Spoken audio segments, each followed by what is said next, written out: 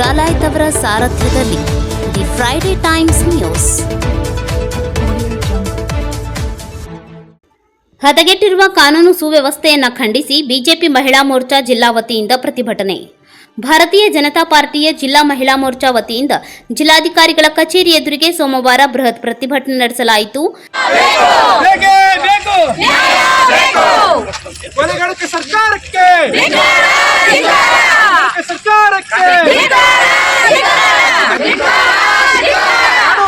BJP ನೇತೃತ್ವದ ಸರ್ಕಾರ ಇದ್ದಾಗ ರಾಜ್ಯವು ಕಾನೂನು ಸುವ್ಯವಸ್ಥೆ ವಿಚಾರದಲ್ಲಿ ಅಪರಾಧಗಳನ್ನು ಕನಿಷ್ಠ ಪ್ರಮಾಣದಲ್ಲಿ ಇಡುವ ನಿಟ್ಟಿನಲ್ಲಿ ಪ್ರಸಿದ್ಧಿ ಹಾಗೂ ಉತ್ತಮ ಹೆಸರು ಪಡೆದಿತ್ತು. ಆದರೆ ಇಂದಿನ ಕರ್ನಾಟಕ ರಾಜ್ಯದ ಕಾಂಗ್ರೆಸ್ ಸರ್ಕಾರದ ನೇತೃತ್ವದಲ್ಲಿ ಕಾನೂನು ಸುವ್ಯವಸ್ಥೆ ತೀರಾ ಹದಗೆಟ್ಟಿರುವುದು. ಆದರೆ ಇದೀಗ ಮಹಿಳೆಯರ ಮೇಲಿನ ದೌರ್ಜನ್ಯ, ಕೊಲೆ, ಸುಲಿಗೆಗಳು ಹಾಗೂ ಬಡವರು, ಶೋಷಿತರ ಮೇಲಿನ ದೌರ್ಜನ್ಯ ಹೆಚ್ಚಾಗಿದೆ. ಕರ್ನಾಟಕವು ಈ ಮೂಲಕ ಅಪರಾಧಗಳ ರಾಜ್ಯ ಎಂಬ ಕೆಟ್ಟ ಹೆಸರು ಪಡೆಯುವಂತಾಗಿದೆ.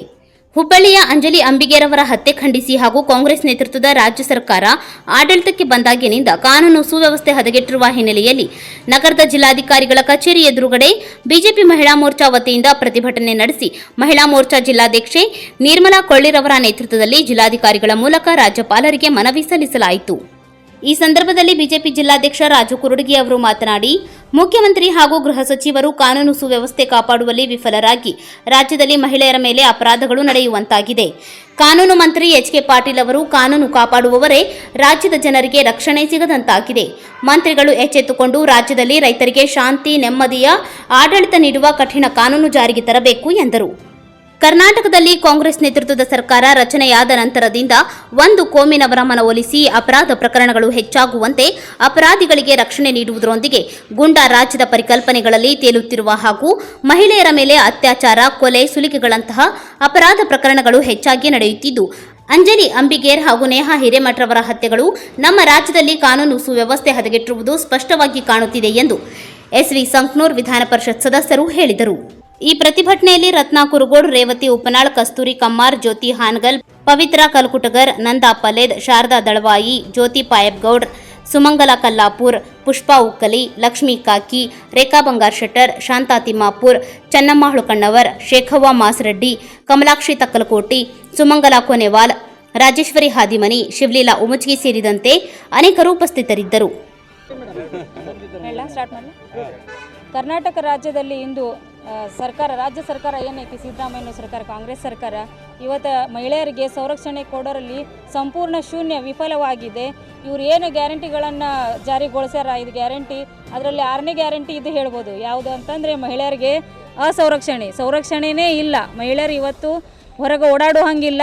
ಹೊರಗೆ ಯಾಕೆ, ಮನೆ ಒಳಗೇ ಮೊನ್ನೆ ತಾನೇ ಹುಬ್ಬಳ್ಳಿಯ ಅಂಜಲಿ ಅಂಬಿಗೇರ್ ಅವಳ ಮನೆಗೆ ನುಗ್ಗಿ ಚಾಕುವಿನಿಂದ ಇರಿದು ಬರ್ಬರವಾಗಿ ಕೊಲೆ ಮಾಡುವಂಥ ಘಟನೆ ಹುಬ್ಬಳ್ಳಿಯಲ್ಲಿ ನಡೆದಿದೆ. ಮಹಿಳೆಯರಿಗೆ ಎಲ್ಲಿಯೂ ಕೂಡ ಸಂರಕ್ಷಣೆ ಇಲ್ಲ. ಇವತ್ತು ಈ ಕಾಂಗ್ರೆಸ್ ಸರ್ಕಾರ ಏನೈತಿ ಬಂದಾಗಲಿಂದ ಬೆಳಗಾವಿಯ ಒಂದು ದಲಿತ ಮಹಿಳೆಗೆ ವಿವಸ್ತ್ರಗೊಳಿಸಿ ಆಕೆಯನ್ನು ಅತ್ಯಾಚಾರಗೊಳಿಸಿ ಆಕೆದು ಒಂದು ಕ್ರೈಮ್ ನಡೆದಿರೋದು. ಆಮೇಲೆ ಕೊಡಗು ಜಿಲ್ಲೆಯಲ್ಲಿ SSLC ವಿದ್ಯಾರ್ಥಿಯನ್ನು ರುಂಡವನ್ನು ಕತ್ತರಿಸಿ ಹಾಕಿದಂಥ ಒಂದು ಘಟನೆ ನಡೆದಿರಬಹುದು. ನೇಹಾ ಮತ್ತು BVB ಕಾಲೇಜ್ ಹುಬ್ಬಳ್ಳಿಯ ನೇಹಾ ವಿದ್ಯಾರ್ಥಿನಿಗೆ 11 ಬಾರಿ ಚಾಕುವಿನಿಂದ ಇರಿದು ದುಷ್ಕರ್ಮಿಗಳು ಏನೈತಿ ಅದು ಅತ್ಯಂತ ಅಮಾನವೀಯ ಕೃತ್ಯವನ್ನು ಎಸಗಿದ್ದಾರೆ. ಅದು ಕೂಡ ಆಯಿತು. ಅದು ಬೆಂಕಿ ಇನ್ನೂ ಶಾಂತ ಆಗಿಲ್ಲ. ಅದರದ್ದು ಏನು ನಮಗೆ ಮನಸ್ಸಲ್ಲಿ ನೋವೈತಿ ಅದು ಇನ್ನೂ ಶಾಂತ ಆಗಿಲ್ಲ ಅನ್ನೋದ್ರೊಳಗನೆ ಇವಾಗ ತಾನೇ ಅಂಬಿಗೇರ್ ಅವ್ರದ್ದು ಹತ್ಯೆ ನಡೆದಿದೆ. ಅದಕ್ಕೆ ಕಾನೂನು ಏನು ಮಾಡ್ತಿದೆ, ಸರ್ಕಾರ ಏನು ಮಾಡ್ತಿದೆ? ಕಾನೂನು ಸಚಿವರಾಗಿ ನಮ್ಮ ಎಚ್.ಕೆ. ಪಾಟೀಲ್ ಸರ್ ಅದಾರ, ಅವರು ಏನು ಕಣ್ಣು ಮುಚ್ಕೊಂಡು ಕೊಡ್ತಿದಾರ? ಇವ್ರಿಗೆ ನಮ್ಮ ಕರ್ನಾಟಕ ಜನತೆಗೆ ಇವ್ರಿಗೆ ರಕ್ಷಣೆ ಕೊಡೋಕ್ಕಾಗಲಿಲ್ಲ. ಮಹಿಳೆಯರಿಗೆ ಸಂರಕ್ಷಣೆ ಒಂದು ಕೈಲೇ ನೀವು ಗ್ಯಾರಂಟಿಗಳು ಕೊಡ್ತೀರಾ, 2,000 ಕೊಡ್ತೀರಾ, ಬಸ್ ಫ್ರೀ ಮಾಡ್ತೀರಾ, ಇನ್ನೊಂದು ಕೈಲೇ ಅದೇ ಬಸ್ಸಲ್ಲಿ ಹೆಣ್ಮಕ್ಳು ಓಡಾಡುವಂತಿಲ್ಲ. ಇದರ ಅರ್ಥ ಏನು? ಅದಕ್ಕೆ ಉತ್ತರಿಸ್ಬೇಕು ಅವರು.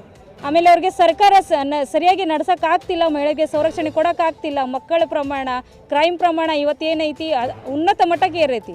ಅದನ್ನು ಅವ್ರಿಗೆ ತಡೆ ಹಿಡಿಯೋಕ್ಕಂತೂ ಆಗೋದೇ ಇಲ್ಲ. ಅವ್ರ ಆಡಳಿತ ಸರಿಯಾಗಿ ಇಲ್ಲ, ಅವ್ರಿಗೆ ಸಂರಕ್ಷಣೆ ಕೊಡೋಕ್ಕಾಗಂಗಿಲ್ಲ ಅಂತಂದರೆ ತಮ್ಮ ಸ್ಥಾನಕ್ಕೆ ರಾಜೀನಾಮೆ ಕೊಟ್ಟು ತಾವು ಇಳಿದು ಬರಬೇಕು. ಅವ್ರಿಗೆ ಕೊಡೋಕ್ಕಾಗಂಗಿಲ್ಲ ಅಂದರೆ ಅವ್ರಿಗೆ ಯಾವ ಹಕ್ಕೂ ಇಲ್ಲ ರಾಜ್ಯ ಸರ್ಕಾರ ನಡೆಸುವಂಥದ್ದು. ನಾನು ಮಹಿಳಾ ಮೋರ್ಚಾ ಜಿಲ್ಲಾಧ್ಯಕ್ಷರಾಗಿ ಈ ಮಾತನ್ನು ಖಂಡಿಸ್ತೇನೆ. ಹಾಗೂ ಇವ್ರಿಗೆ ಮಹಿಳೆಯರಿಗೆ ಏನೈತಿ ಎಲ್ಲ ರೀತಿಯಿಂದ ಪೊಲೀಸರು ಯಾಕೆ ಅಂಜಲಿ ಅಂಬಿಗೇರ್ ಹತ್ಯೆ ನಡೆಯೋ ಮುಂಚೆ ಅವರ ಪೋಷಕರು ಏನದಾರ ಸಾರಿ ಪೊಲೀಸ್ ಸ್ಟೇಷನ್ಗೆ ಹೋಗಿ ದೂರು ನೀಡಿದ್ದಾರೆ. ಆದರೂ ಕೂಡ ಪೊಲೀಸರು ಯಾಕೆ ಅದನ್ನು ಗಮನಿಸಿಲ್ಲ, ಯಾಕೆ ಅದನ್ನು ಅಲಕ್ಷ್ಯ ಮಾಡಿದ್ದಾರೆ? ಅವ್ರು ಮೊದಲೇ ಅದನ್ನ ಏನಾದರೂ ಆ್ಯಕ್ಷನ್ ತೊಗೊಂಡಿದ್ರೆ, ಕಾನೂನುವಾಗಿ ಆ್ಯಕ್ಷನ್ ತೊಗೊಂಡಿದ್ರೆ ಇವತ್ತು ಈ ಕೊಲೆ ಆಗ್ತಿರಲಿಲ್ಲ. ಅಂದರೆ ಇವ್ರಿಗೆ ಯಾವ ರೀತಿಯೂ ಭಯ ಇಲ್ಲ, ಕಾನೂನು ಭಯ ಇಲ್ಲ, ದುಷ್ಕರ್ಮಿಗಳಿಗೆ ಕಾನೂನು ಭಯ ಇಲ್ಲ, ಸರ್ಕಾರದ ಭಯ ಇಲ್ಲ, ಯಾವುದೇ ಇದು ಇಲ್ಲ. ಕಂಡು ಎಲ್ಲರನ್ನೂ ಇವ್ರನ್ನ ಅತ್ಯಾಚಾರ ಮಾಡ್ಕೋತಾ ಹೋಗೋದು, ಕೊಲೆ ಮಾಡ್ಕೋತಾ ಹೋಗೋದು ಅಂದರೆ ನಮಗೆ ಸಂರಕ್ಷಣೆನೇ ಇಲ್ಲ. ಸಂರಕ್ಷಣೆ ಕೊಡುವಂಥ ಕೆಲಸ ಇವ್ರಿಗೆ ಮಾಡೋಕ್ಕಾಗಲಿಲ್ಲ ಅಂದರೆ ತಮ್ಮ ಸ್ಥಾನ ಬಿಟ್ಟು ರಾಜೀನಾಮೆ ಕೊಟ್ಟು ಇಡಬೇಕು ಅಂತ. The Friday times news, Gadag.